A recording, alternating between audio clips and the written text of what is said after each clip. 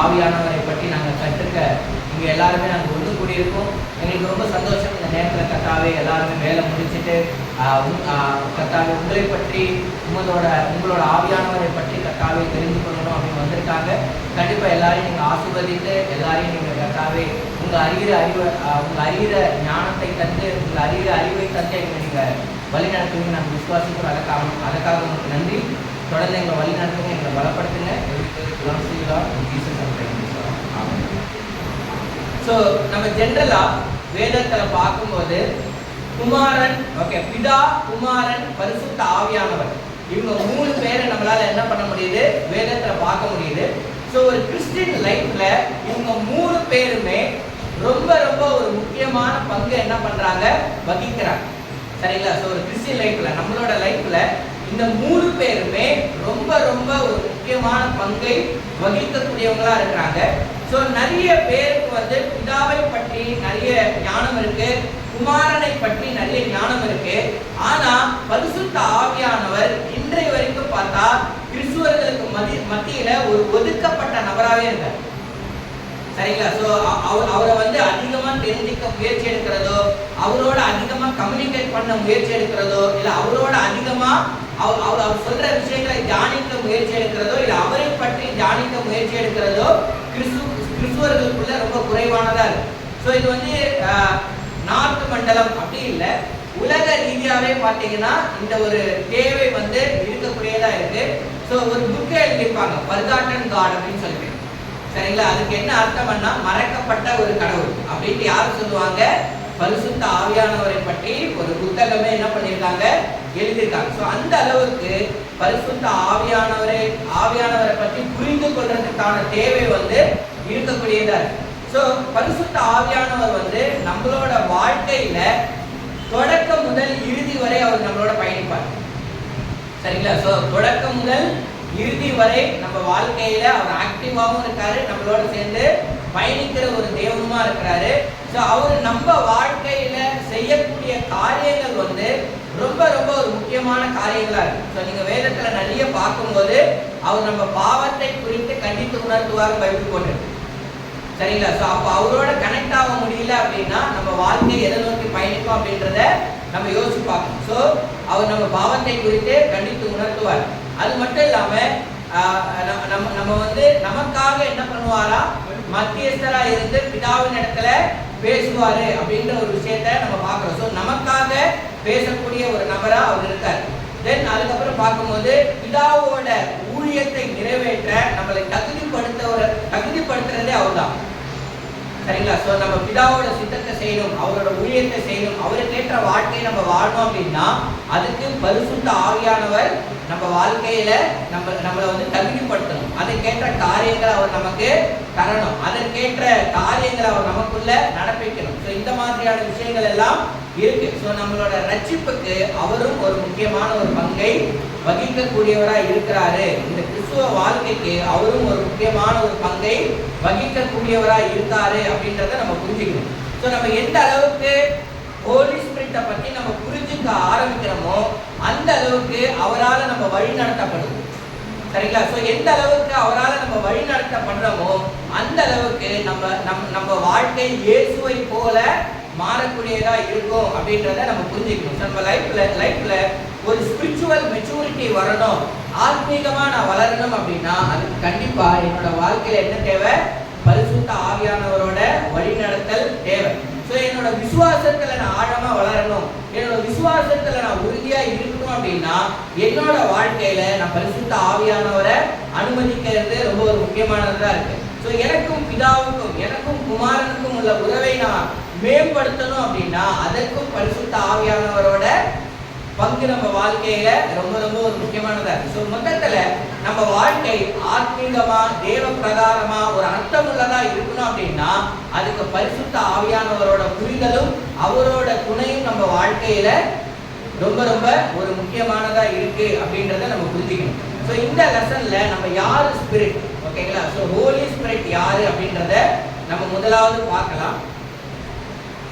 ஓகேங்களா? ஸோ பொதுவாகவே பரிசுத்த ஆவியானவர் அப்படின்னு வரும்போது மக்கள் அவரை குறித்தான புரிதல் நிறைய இடங்கள்ல சரியானதா இல்லாததை நம்ம பார்க்கலாம்.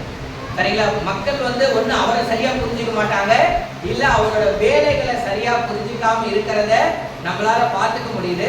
ஸோ நிறைய பேர் என்ன நினைக்கிறாங்க அப்படின்னா, பரிசுத்த ஆவியானவர் வந்து ஒரு ஃபோர்ஸ் மாதிரி, ஒரு ஆற்றல், ஒரு சக்தி அப்படின்றது தான் மக்களோட ஒரு கணிப்பா இருக்கு.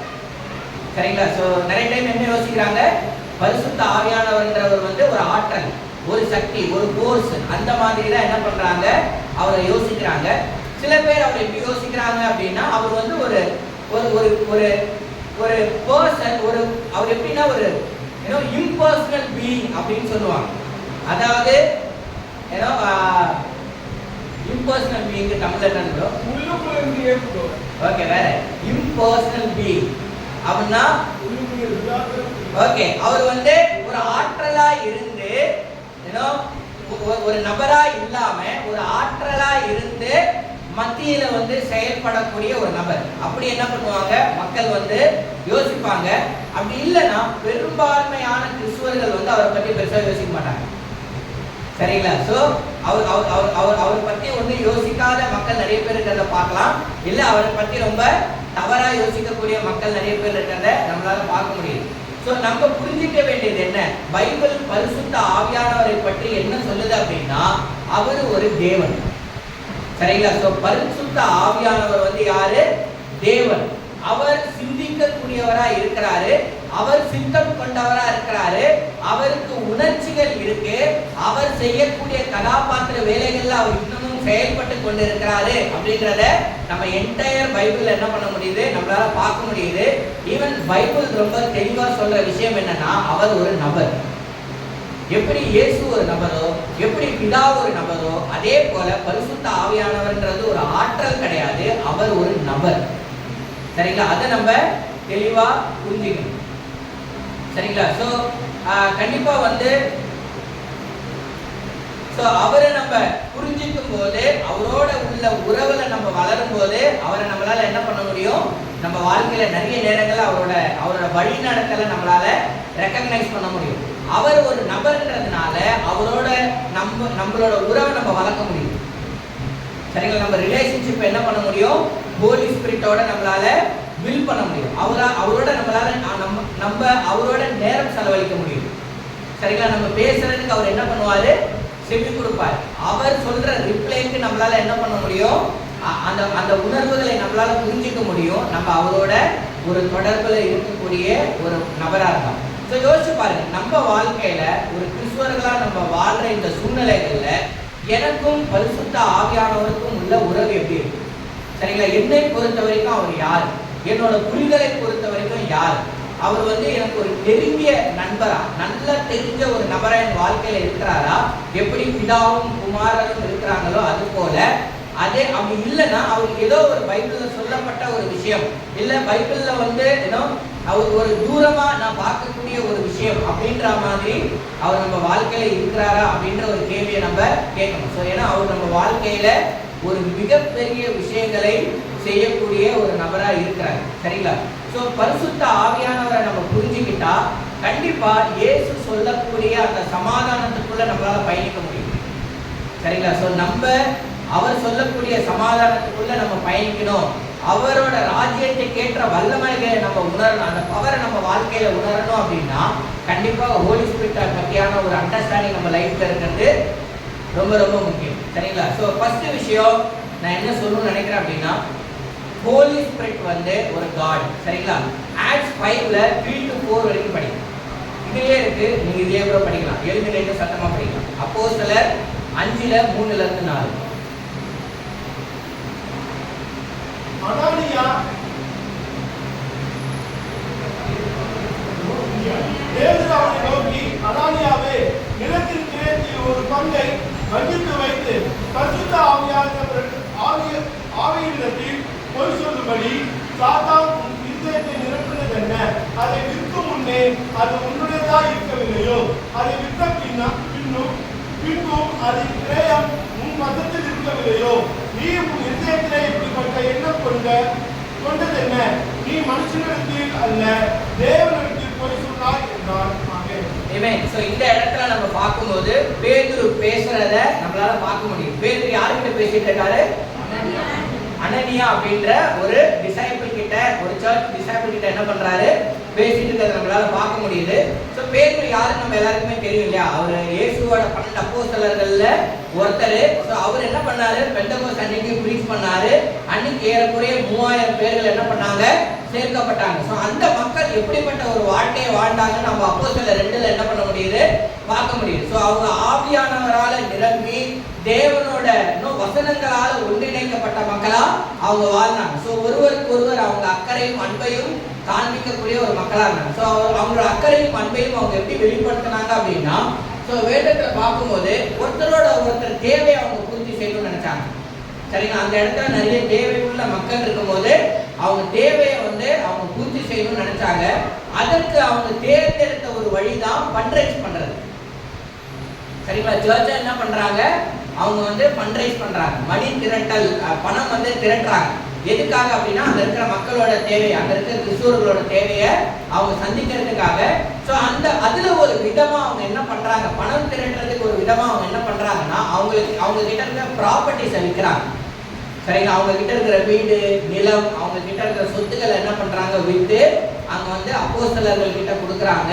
அங்க அப்போஸ்தலர்கள் என்ன பண்றாங்க? அவங்க தேவைகளுக்கு ஏற்ற மாதிரி கொடுக்குறாங்க. சோ இதுல அனனியா அப்படின்ற ஒரு நபர் என்ன பண்ணாரு?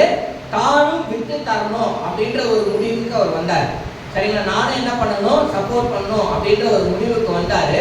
அந்த முடிவுக்கு அவர் என்ன பண்ணாரு? அவர் சேல் பண்ணிட்டார். சேல் பண்ணிட்டு ஒரு பங்கை மட்டும் என்ன பண்ணிட்டாரு? அவர் எடுத்து வச்சுட்டாரு. அவருக்குன்னு ஒரு பங்கு எடுத்து வச்சுட்டு அதுக்கப்புறம் என்ன பண்ணாரு? மீதிய சபைக்கு கொடுத்தாரு. அவருக்கு ஒரு பங்கு எடுத்து வச்சது தப்பான்னு கேட்டா இல்ல. ஆனா அவர் என்ன யோசிச்சார் அப்படின்னா, அவர் என்ன தப்பு பண்ணார் அப்படின்னா, அவர் பங்கை எடுத்து வச்சுட்டு முழுமையா கொடுத்ததுக்கான கிரெடிட்டை எதிர்பார்த்தார். புரியுதுங்களா? ஓகே, அனனியா என்ன பண்ணிட்டாரு? எல்லாரும் மாதிரியும் ஃபுல்லா வித்து கொடுத்துட்டாரு அப்படின்ற ஒரு கிரெடிட் அவர் எதிர்பார்த்தாரு. ஆனா அது போய் அவர் அப்படி பண்ணல. அவர் என்ன பண்ணாரு? ஒரு பங்கு என்ன பண்ணாரு? அவருக்குன்னு அவர் எடுத்து வச்சிருந்தாரு. அது முன்னாடியே போய் சொல்லியிருந்தா எந்த பிரச்சனையும் இல்லை. பட் ஆனா அவர் அந்த மொத்த கிரெடிட், மற்றவங்களுக்கு என்ன கிரெடிட் கிடைக்குதோ அதே கிரெடிட் எனக்கும் கிடைக்கணும், அதே பாராட்டு எனக்கும் கிடைக்கணும் அப்படின்ட்டு என்ன பண்ணாரு? அங்க அந்த இடத்துல இதுதான் என்னோட மொத்த நான் வித்ததுக்கான பணம் அப்படின்னு சொல்லிட்டு போய் சொல்லிட்டார். சோ இந்த ஒரு இன்சிடென்ட்ல பேதுரு அவர்கிட்ட ஒரு கேள்வி கேட்கிறாரு. என்ன கேள்வி கேட்கிறாரு? அனனியா ஏன் பரிசுத்த ஆவியிடம் பொய் சொன்னான் என்று பேதுரு கேட்டார். சரிங்களா? சோ நீ ஏன் பரிசுத்த ஆவியானவரிடம், பரிசுத்த ஆவியானவருக்கு எதிராக நீ பொய் சொன்ன அப்படின்னு சொன்னாரு. அது மட்டும் இல்லாம அவர் முடிக்கும் போது அந்த ஸ்டேட்மெண்ட்டை ரொம்ப ஸ்ட்ராங்கான ஒரு வார்த்தையோட முடிப்பார். சரிங்களா? என்ன முடிப்பாரு? நீ மனுஷனிடத்துல இல்ல தேவனிடத்துல பொய் சொன்னேன்னு சொல்லுவார். ஆரம்பத்துல அவர் என்ன சொன்னாரு? நீ ஏன் பரிசுத்த ஆவியானவர் இடத்துல பொய் சொன்னேன்னு கேட்டாரு. அதுக்கப்புறம் என்ன சொன்னாரு? ஏன் நீ மனுஷன் இடத்துல இல்ல தேவன் இடத்துல பொய் சொன்னேன்னு சொல்றாரு. சோ இந்த வசனங்களை நீங்க உத்து பார்க்கும்போது இதோட புரிதல் என்ன அப்படின்னா, பரிசுத்த ஆவியானவர் தேவன் அப்படின்றதுதான் அங்க பேதுருவோட புரிதல். சரிங்களா? சோ அவர் பரிசுத்த ஆவியானவர் எப்படி பார்த்தாரு? அவர் தேவனா பார்த்தாரு. அதனாலதான் என்ன சொன்னாரு? நீ பரிசுத்த ஆவியானவர் கிட்ட நீ பொய் சொன்ன, நீ மனுஷன் கிட்ட இல்ல நீ தேவன் இடத்துல பொய் சொன்ன அப்படின்ற ஒரு ஸ்டேட்மெண்ட்டை அவர் முன்வைக்கிறத இங்க பார்க்க முடியுது. சோ பரிசுத்த ஆவியானவர் யாரு? தேவன். அவர் ஒரு நம்ம நினைக்கிற மாதிரி ஒரு காற்று, ஒரு சக்தி, ஒரு ஆற்றல் அப்படி கிடையாது. அவர் ஒரு தேவன். ரெண்டாவது ஜெனிசியஸ் 1:2 படி. இதுல இருக்கு யாராவது? ஆதியிலே தேவன் வானத்தையும் பூமியையும் சிருஷ்டித்தார். பூமியானது ஒழுங்கின்மையும் வெறுமையுமாய் இருந்தது. ஆழத்தின் மேல் இருள் இருந்தது. தேவ ஆவியானவர் ஜலத்தின் மேல் அசைவாடிக் கொண்டிருந்தார். ஆமென். இந்த இடத்துல நீங்க பார்க்கும்போது ஆதியாகமம் 1:1 தேவன் என்ன பண்ணாரு? வானத்தையும் பூமியையும் சிருஷ்டித்தார் இல்லையா? இரண்டாவது வசனத்திலே நீங்க யாரை பாக்குறீங்க? தேவ ஆவியானவர் என்ன பண்ணாராங்க? அங்க அசைவாடி கொண்டிருந்ததை நம்மளால பார்க்க முடியுது இல்லையா? சோ இதுல இருந்து நம்ம என்ன புரிஞ்சுக்கலாம் அப்படின்னா, வானமும் பூமியும் சிருஷ்டிக்கிறதுக்கு முன்னாடியே அங்க பரிசுத்த ஆவியானவர் இருந்தார். சரிங்களா? சோ அவர் சிருஷ்டிக்கப்பட்ட ஒரு விஷயம் இல்ல, அவரும் ஒரு சிருஷ்டிகர்த்தர். சரிங்களா? அவர் தான் ஒரு தேவன் அப்படின்றத, அவருக்கு தொடக்கமும் இல்லை முடிவும் இல்லை அப்படின்றத நம்மளால புரிஞ்சிக்க முடியுது. அவர் படைக்கப்பட்ட விஷயம் இல்லை, அவர் எல்லாத்தையும் தாண்டிய ஒரு வல்லமை உடைய ஒரு நபர் அப்படின்றத நம்மளால என்ன பண்ண முடியுது, இங்க புரிஞ்சிக்க முடியுது. ஸோ பழைய ஏற்பாட்டிலையும் சரி புதிய ஏற்பாட்டிலையும் சரி ரொம்ப தெளிவா சொல்லப்பட்ட விஷயம் என்ன, பரிசுத்த ஆவியானவரோட செயல்களை பார்க்கும்போது, அவரோட குணங்களை பார்க்கும்போது, மக்கள் அவர் எப்படி புரிஞ்சுக்கிட்டாங்க, மக்கள் எப்படி அவர் அணுகுனாங்க அப்படின்ற எல்லாத்தையுமே பார்க்கும்போது ரொம்ப தெளிவா நம்ம புரிஞ்சிக்க வேண்டிய விஷயம் என்ன அப்படின்னா, அவர் ஒரு தேவன். சரிங்களா? ஸோ நம்ம அவரை ஒரு ஆற்றலால என்ன பண்ண முடியாது, அணுக முடியாது. அவர் கடவுள் அப்படின்றதுல எந்த ஒரு மாற்றமும் கிடையாது. சரிங்களா? ஸோ ரெண்டாவது விஷயம், ஹோலி ஸ்பிரிட் ஒரு பர்சன் அப்படின்ற ஒரு விஷயத்தை நம்ம தெளிவா புரிஞ்சுக்கணும். ஸோ அதுக்கு சில விஷயங்களை நம்ம பார்க்கலாம். ரோமர் 8:26-27 படிக்கணும். இதுலயே அந்தபடியே ஆவியானவரும் நமது பலவீனங்களில் நமக்கு உதவி செய்கிறார். நாம் கேட்டபடி வேண்டிக் கொள்ள வேண்டியது என்னதென்று அறியாமல் இருக்கிறபடியால் ஆவியானவர் தாமே வாக்கு கடத்தாத பெருமூச்சுகளோடு நமக்காக வேண்டுதல் செய்கிறார். ஆவியானவர் தேவனுடைய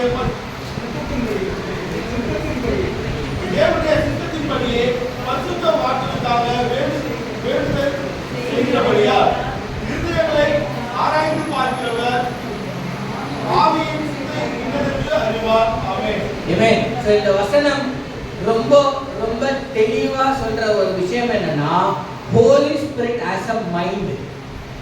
சரிங்களா? பரிசுத்த ஆவியானவர் ஒரு சிந்தனை உடைய ஒரு தேவன். சரிங்களா? அவர் ஒரு பர்சனாலிட்டி. அவரால் என்ன பண்ண முடியும், சிந்திக்க முடியும் அப்படின்ற ஒரு விஷயத்தை நம்மளால பார்க்க முடியுது. ஸோ அவர் எப்பவுமே பீப்புளோட, கிறிஸ்துவர்களோட வாழ்க்கையில இன்டர்ஃபியர் ஆகணும்னு நினைப்பார். சரிங்களா? அவங்களோட வாழ்க்கையில அவரு தலையிடணும் அப்படின்னு நினைப்பார். சரிங்களா? ஸோ இந்த இடத்துல நம்மளால பார்க்க முடியுது. பால் என்ன சொல்றாரு, ரோமன் சர்ச் கிட்ட ஹோலி ஸ்பிரிட்டை சொல்லும் போது அவரோட தலையீட்டை பற்றி இங்க நம்மளால பேசுறத புரிஞ்சிக்க முடியுது. அந்தபடியே ஆவியானவரும் நமது பலவீனங்களில் நமது பலவீனங்களில் என்ன பண்றாரா, நம்ம வாழ்க்கையில அவர் தொடர்ச்சியா என்ன பண்ணிட்டு இருக்காரு, தலையிட்டே இருப்பார். சரிங்களா? நம்மளோட பலவீனங்கள்ல தொடர்ச்சியா நமக்கு என்ன பண்ணிட்டே இருக்காரு, உதவி செய்யறது அவரோட ஒரு முக்கியமான ஒரு பணியா இருக்கு. அதே நேரத்துல நம்ம வாழ்க்கையில அவர் தலையிடுறத நம்மளால பார்க்க முடியும். சரிங்களா? சோ ரெண்டாவது விஷயம் அவர் என்ன சொல்றாருன்னா, அவர் நமக்கு என்னவா இருக்கிறாரு, நமக்காக வேண்டுதல் செய்யறார். எங்க, பிதாவின் இடத்துல. சரிங்களா? சோ இதை தான் என்ன பண்ணுவாரு, ஜீசஸும் செய்வார் இல்லையா? சோ நமக்காக வேண்டுதல் செய்யக்கூடிய ஒரு நபரா இருக்கார். அதாவது அவர் எப்படின்னா நமக்காக வாதாடக்கூடிய ஒரு நபரா இருப்பார். சரிங்களா? சோ நம்ம ஒரு கோர்ட் செட்டப் பண்ணி நீங்க ஞாபகம் வச்சுக்கீங்களேன். நீங்க போய் கைதி கூண்டுல நிக்கிறீங்க அப்படின்னா ஜட்ஜு கிட்ட ஒரு வக்கீல் வாதாடுவார். அந்த வக்கீல் எதற்காக வாதாடுவார்னா, நீங்க ஒரு இன்னசென்ட்னு போராடுவார். புரியுதுங்களா? அதாவது நீங்க ஒரு குற்றமற்றவர், நீங்க ஒரு அறியாமையில் இருக்கக்கூடிய ஒரு நபர். அந்த ஒரு செயலை உங்க வாழ்க்கையில நீங்க எந்த சூழ்நிலையில செஞ்சீங்கன்னு என்ன பண்ணுவாங்க, போராடுவாங்க. போராடி உங்களை ஒரு குற்றமற்றவரா நிரூபிக்கிறது தான் அவங்களோட ஒரு முக்கியமான ஒரு விஷயம். ஸோ பரிசுத்த ஆவியானவர் நமக்காக சிந்திக்கக்கூடிய ஒரு தேவன், நமக்காக வாதாடக்கூடிய ஒரு தேவன், பிதாவின் இடத்துல முறையிடக்கூடிய ஒரு நபரா அவர் இருக்கிறத நம்மளால பார்க்க முடியுது. ஸோ அவர் தனிப்பட்ட முறையில யோசிப்பாரு, அவரால் அதை ரீசன் அவுட் பண்ண முடியும். சரிங்களா? அவர் யோசிக்கிற விஷயங்களை அவரால் வகையறுக்க முடியும். அதற்கான காரணங்களை அவரால் என்ன பண்ண முடியும், அதை குறித்து யோசிக்க முடியும். ரெண்டாவது, அவரால் ஒரு தீர்வுக்கும் அதை குறித்து வர முடியும். சரிங்களா? ஸோ பரிசுத்த ஆவியானவர் என்ன பண்றாரு, நம்ம குறித்து யோசிக்கிறாரு, நம்மளோட காரியங்களை குறித்து யோசிக்கிறாரு, நம்ம பலவீனங்களை குறித்து யோசிக்கிறாரு, நமக்காக என்ன பிதாவினிடத்துல பேசணும் அப்படின்றத குறித்து யோசிக்கிறாரு. அவர் அந்த காரியங்களை, அது எந்த சூழ்நிலை, என்ன காரியம், அது எப்படி, எல்லா விஷயத்தையும் அவர் ரீசன் அவுட் பண்றாரு நமக்குள்ள இருக்கு. ஓகேங்களா? ஸோ அதுக்கான காரியங்களை அவரு எடுக்கிறார். சரிங்களா? அதுக்கப்புறம் அவர் ஒரு கன்க்ளூஷனுக்குள்ள வருவார். உங்களை கண்டிச்சு உணர்த்தணுமா, இல்லை பிதாவின் இடத்துல அதை கொண்டு போய் சேர்க்கணும். சரிங்களா? சில நேரத்தில் அது ரெண்டு விதத்திலையும் வேலை செய்யும். நமக்காக பிதாவிடத்தில் மன்றாடுவார். அதே நேரத்தில் நம்மளோட தவறுகளை நமக்கு அவர் வெளிப்படுத்துறதையும் நம்மளால என்ன பண்ண முடியுது, பார்க்க முடியுது. ஸோ அவரோட மைண்ட்ல என்ன இருக்கு அப்படின்னா நம்ம தான் இருக்கு. சரிங்களா? அவரோட எண்ணங்கள் நம்மளால நிரப்பப்பட்டிருக்கு. அவர் எடி நேரமும் யாரை பத்தி சிந்தித்துட்டு இருக்காரு அப்படின்னா நம்மளை பத்தி தான் யோசிச்சுட்டு இருப்பார். அவர் எடி நேரமும் அவர் யோசிக்கிற விஷயங்கள் எப்படி இருக்கும் அப்படின்னா நமக்கு எப்படி உதவி செய்யறது, நம்மளை எப்படி கிறிஸ்துவை போல மாற்றுறது, நம்மளை எப்படி தேவனை நோக்கி வழி நடத்துறதுன்றதுல அவர் எப்பவுமே ஒரு சிந்தனை உள்ள ஒரு தேவனா இருக்காரு. சிந்திக்கிற எல்லாருமே ஒரு பர்சன் இல்லையா? ஸோ அவர் ஒரு நபரா இருக்கிறாரு அப்படின்றத நம்மளால புரிஞ்சுக்க முடியும். ரெண்டாவது விஷயம் 1 கொரிந்தியர் 12:11 படி இதுல இருக்கு. இவைகளை எல்லாம் அந்த ஒரே ஆவியானவர் நடப்பித்து தமது சித்தத்தின்படி அவனவனுக்கு பகிர்ந்து கொடுக்கிறார். ஆமென். ஓகே, சோ இந்த இடத்துல பரிசுத்த ஆவியானவருக்கு ஒரு சித்தம் இருக்கு அப்படின்றத நம்மளால புரிஞ்சுக்க முடியும். சரிங்களா? யார் யாருக்கு எந்தெந்த விஷயங்களை பகிர்ந்து கொடுக்கணும்ன்ற ஒரு சித்தம், ஒரு வில்ல வந்து அவரோட லைஃப்ல அவரோட மைண்ட்ல இருக்கிறத நம்மளால பார்க்க முடியுது. ஸோ பரிசுத்த ஆவியானவர் வந்து நம்மளோட சித்தத்தின்படி செயல்படுறவர் கிடையாது. சரிங்களா? நம்மளோட சித்தத்துக்கு ஏற்ற மாதிரி அவர் என்ன பண்ண முடியாது, நம்மளால மோல் பண்ண முடியாது. அவருக்கு ஒரு சித்தம் இருக்கு, அவருக்கு ஒரு டிசைர் இருக்கு. அந்த சித்தத்தின்படியும் அந்த டிசைரின் படியும் அவரு செயல்படக்கூடியவரா இருக்காரு. அவருக்கு சித்தம் மட்டும் இல்ல, அந்த சித்தத்தை நிறைவேற்ற கேப்பபிலிட்டியும் இருக்கு. சரிங்களா? ஸோ அவர் மேக் ஷோர் ஒரு விஷயத்தை நினைச்சாருன்னா அவர் என்ன பண்ணுவாரு, அதை செஞ்சு முடிப்பார். சரிங்களா? ஒரு பெரிய எக்ஸாம்பிள் நம்மளால வந்து என்ன பார்க்க முடியும், பிலிப் வந்து என்ன பண்ணாரு, அந்த எத்தோப்பிய மந்திரியை ரீச் அவுட் பண்ணாரு. அதுல பிலிப்பை பத்தி நம்ம நிறைய நேரத்துல யோசிச்சிருப்போம். ஆனா பிலிப் அங்க கொண்டு போனது யாரு, அங்கிருந்து பிலிப்பை பேக்கப் பண்ணது யாரு, அந்த மொத்த பிளானையுமே பிளான் பண்ணது யாரு, புரியுதுங்களா? அவருக்கு ஒரு சித்தம் இருந்தா அந்த சித்தத்தை என்ன பண்ணுவாரு, அவரு செஞ்சு முடிக்க அவரே என்ன பண்ணுவாரு, வேலை செய்வார். ஸோ யாருக்கு சித்தம் இருக்கோ அந்த சித்தம் உள்ள ஒரு நபர், அந்த டிசைர் உள்ள ஒரு நபர் ஒரு பர்சனா தான் இருக்க முடியும். அவங்க ஒரு ஆற்றலா என்ன பண்ண முடியாது, இருக்க முடியாது. ஆற்றல்னா வெறும் ஆற்றலா மட்டுமே இருக்க முடியாது, அவங்க ஒரு பர்சன். சரிங்களா? ஸோ அதுக்கப்புறம் எபேசியர் 4:30 படிக்கிறார். அன்றியும் நீங்கள் மீட்கப்படும் நாளுக்கென்று முத்திரையாக பெற்ற தேவனுடைய பரிசுத்த ஆவியை துக்கப்படுத்தாதீர்கள். ஆமென். சோ இதுல நம்மளால என்ன புரிஞ்சிக்க முடியுது அப்படின்னா பரிசுத்த ஆவியானவர் வந்து ஒரு உணர்ச்சிகளை உடையவர். சரிங்களா? சோ எப்படி நான் வந்து இந்த ஸ்கிரிப்சர்ல இருந்து அவர் உணர்ச்சி உடைய ஒரு நபர் நான் சொல்றேன் அப்படின்னா அவரை நம்மளால என்ன பண்ண முடியும், யார் துக்கப்படுறாங்களோ, சரிங்களா? பைபிள்ல வந்து அது ஒரு ஃபீலிங். சரியா? துக்கம்ன்றது என்ன, ஒரு உணர்ச்சி, அது வந்து ஒரு ஃபீலிங்ஸ். அவரால் என்ன பண்ண முடியும் அப்படின்னா நம்ம பாவம் செய்யும் போது நமக்குள்ளாக இருந்து நம்ம செய்யற பாவத்தை குறித்து அவர் துக்கப்படுவார், அவர் ஃபீல் பண்ணுவார். சரிங்களா? ஸோ பைபிள்ல பொறுத்த வரைக்கும் கிரீஃப் அப்படின்னு பார்க்கும்போது ஹெவி சாரோன்னு சொல்லுவாங்க. சரிங்களா? துக்கம்னு வரும்போது ஒரு ஆழமான ஒரு அதிகமான வருத்தத்தை வெளிப்படுத்தக்கூடிய ஒரு வார்த்தையா அது இருக்கிறத நம்மளால பார்க்க முடியுது. ஸோ இந்த இடத்துல பரிசுத்த ஆவியானவர் என்ன பண்றாரு, துக்கப்படுறாரு. எதை குறித்து துக்கப்படுறாரு, நம்மளோட செயல்களை குறித்து துக்கப்படுறாரு. சரிங்களா? ஸோ பரிசுத்த ஆவியானவர் பர்டிகுலரா ஒரு செயல் செஞ்சு நீங்க துக்கப்படுத்த முடியும் அப்படி கிடையாது. நம்ம எப்பெல்லாம் பாவம் செய்யறோமோ அப்பெல்லாம் அவர் அதை என்ன பண்றாரு, அதை குறித்து வருத்தக்கூடியவராகவும் அதை குறித்து துக்கப்படுறதை நம்மளால என்ன பண்ண முடியுது, பார்க்க முடியுது. அதே நேரத்துல அவர் சந்தோஷமும் படுவார். எப்போ நம்ம தேவனோட சித்தத்துக்கு கீழ்ப்படியும் போது, நம்ம தேவனை நோக்கி பயணிக்கும் போது, நம்ம வாழ்க்கையில தேவனை நம்ம அணுகும் போது என்ன பண்ணுவாரு, அவர் சந்தோஷப்படுவார். சோ எந்த ஒரு நபரால சந்தோஷப்படுற உணர்ச்சிகளை தனக்குள்ள வச்சுக்க முடியுமோ, எந்த ஒரு நபரால வருத்தப்படுற உணர்ச்சிகளை நம்ம வச்சுக்க முடியுமோ, அந்த நபர் வெறும் ஆற்றல் மட்டுமே கிடையாது, அவர் ஒரு நபர். சரிங்களா? சோ ஹோலி ஸ்பிரிட் வந்து ஒரு பர்சன். அதை நம்ம ரொம்ப தெளிவா புரிஞ்சுக்கணும். ஏன்னா நம்ம மைண்ட்ல உலக ரீதியாவே நிறைய இடங்கள்ல பார்க்கும்போது நம்ம அவரை குறித்தான ஒரு எண்ணம் அப்படின்னு வரும்போது நம்ம பிதாவை வந்து ஒரு பர்சனா நம்மளால பார்க்க முடியுது, குமாரனை நம்ம ஒரு பர்சனா பார்க்க முடியல. ஆனா ஹோலி ஸ்பிரிட் வரும்போது மோஸ்ட் ஆஃப் த டைம் நம்ம மைண்ட் அவரை ஒரு பர்சனாவே அக்செப்ட் பண்ணாங்க.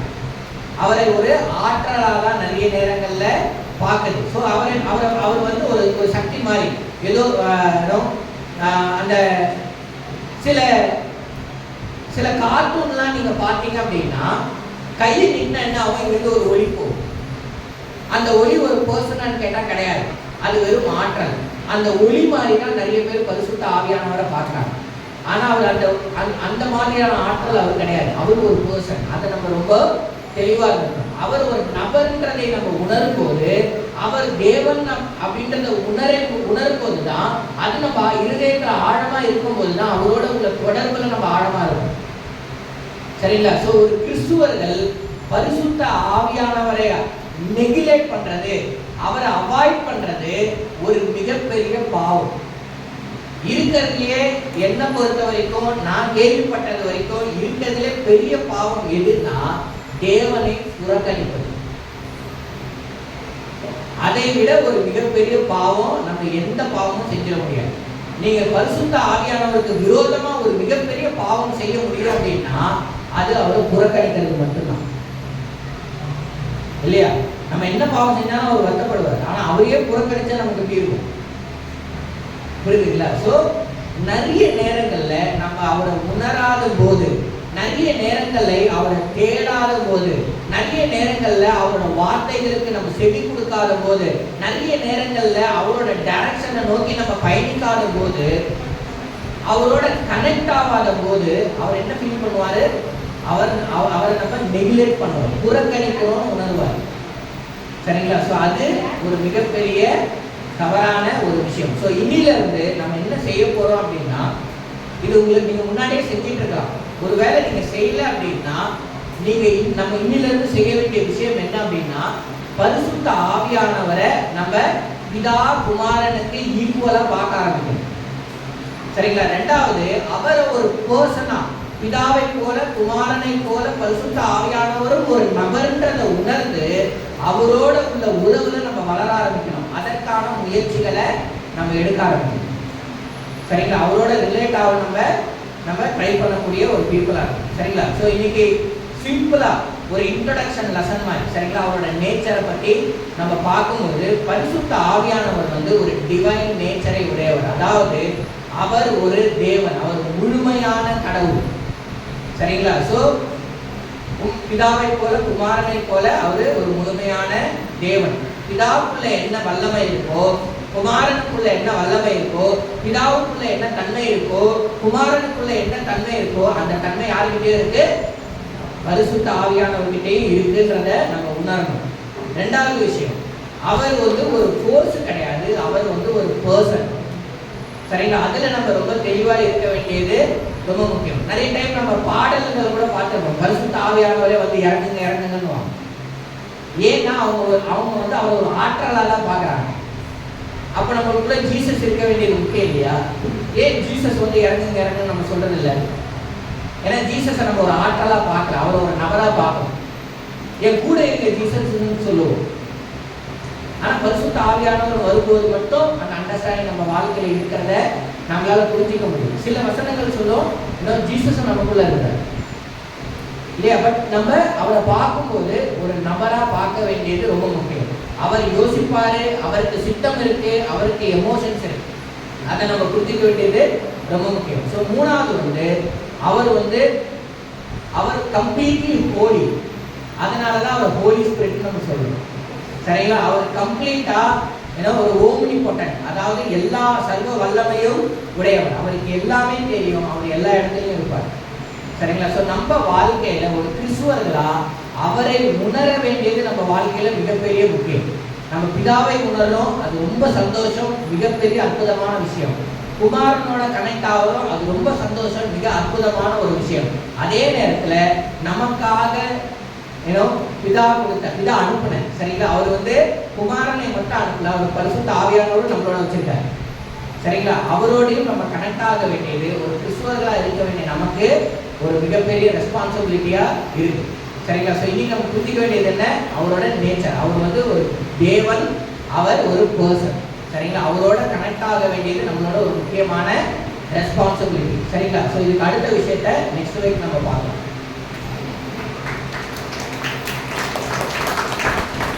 நம்ம ஒரு ப்ரே பண்ணி முடிச்சிடலாமா? ஓகே, கொஞ்சம் வித்தியாசமா யாராவது ஒருத்தர் வந்து நீங்க ப்ரே பண்ணி முடிச்சிருங்க. யார் வேணாலும்.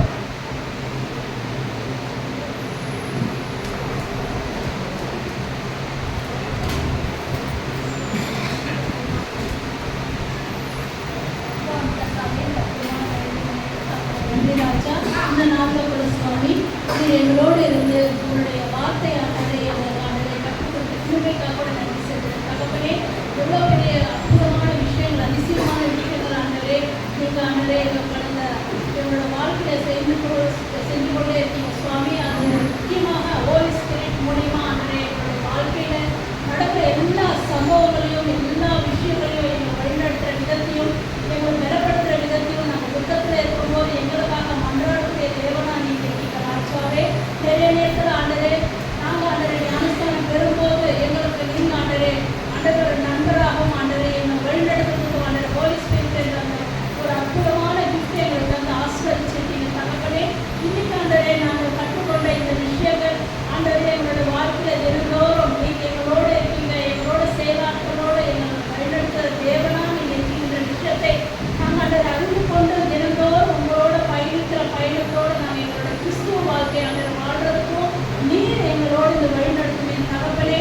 ஆண்டவரே பரிசுத்தாவியானவரோடு நாங்கள் ஆண்டரே அவரை திருப்திப்படுத்தவும் அவரை மகிழ்ப்படுத்தவும் அவருடைய எங்களுடைய செயல்கள் ஆண்டரே அவருக்கு சமாதானத்தையும் எங்களுக்கு தர அளவுக்கு ஆண்டரே எங்களுடைய செயல்கள் எங்களுடைய விஷயங்கள் எங்களுடைய ஆவிக்குரிய விஷயங்கள் ஆண்டரே நாங்கள் எப்போவுமே தினந்தோறும் உண்மையாண்டரை கொண்டு நாங்கள் பயணிக்கிற ஒரு பயனாளியை நாங்கள் இருக்கிறதுக்கு உதவி செய்யும் தகப்பனே. இன்னைக்கு எங்களுக்காக நீங்கள் மன்றாடக்கூடிய ஒரு தேவனாக இருக்கீங்க தகப்பனே. இன்னைக்கு எங்களுக்காக நீங்கள் பிதாவினிடத்தில் ஆண்டரே மன்றாடி எங்களுடைய இருதயங்கள் பெருமையானது எங்களை பெறப்படுத்துகிற கிறிஸ்துவா ஸ்பிரிட்டா எங்களோட இந்த வழிநடத்துறீங்க தகப்பனே. இங்கே இருக்கிற ஒவ்வொருத்தரோடு இருந்து வழிநடத்தும் ராஜா நாங்கள் எந்த அளவுக்கு உங்களை புரிந்து கொண்டு உங்களோட செயலாற்றலோடு நாங்களும் இருக்கணுன்ற விஷயத்தை ஆண்டரே நீங்கள் புரிந்து கொள்ளத்தக்கதாக தேவ ஆவியானவர் நீங்கள் எங்களுக்கு சொல்லிக் கொடுத்த கிருபைக்காக கூட நன்றி செலுத்துகிறேன் தகப்பனே. இங்கே வந்து ஒவ்வொருத்தரோடு இருந்த பலப்படுத்துங்க, ஆசீர்வாதிங்க தகப்பனே. இந்த நாளுக்காக நன்றி. இன்னைக்கு ஒரு அற்புதமான உணவு எங்களை கொடுத்து எங்கள் மாஸ்டர் கிருபைக்காக நன்றி செலுத்தி இந்த சிறு ஜபத்தை பேசி கிறிஸ்து நாட்கள் ஜெயிக்கிற ஜீவனுள்ள நல்ல பிதாவே.